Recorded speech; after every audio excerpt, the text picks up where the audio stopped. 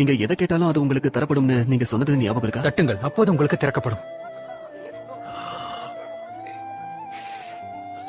எனக்கு ஞாபகம் இல்லையே. அது சரியான பிரசங்கம் இருக்கலாம். நான் நினைச்சேன் அம்மா சொன்னாங்க அதுதான் சரியான. சும்மா சொன்ன, எனக்கு ஞாபகம் இருக்கு. ஆமா. உங்களுடைய மகிமையில எங்கள்ல ஒருத்தர் உங்களோட வலது பாரிசத்திலையும் ஒருத்தன் இடது பாரிசத்திலையும் உட்கார மாதிரி அருள் செய்யணும். நீங்க கேக்குறது எதுன்னு உங்களுக்கே தெரியல. நான் குடிக்கக்கூடிய பாத்திரத்துல நீங்க பானத்தை குடிக்க முடியுமா? இல்ல நான் பெரும் ஸ்நானத்தை நீங்க பெறத்துக்கு உங்களால முடியுமான்னு சொல்லுங்க. ஆம். நீங்க அப்படி கேட்டிருக்கவே கூடாது. தப்பா எடுத்துக்காத நாத்தன்வேல், நாங்க உனக்கு முன்னாடி இருந்தே இருக்கோம். நீங்க எப்படி அப்படி கேட்கலாம்? அதுவும் எங்க எல்லாரும் முன்னாடி.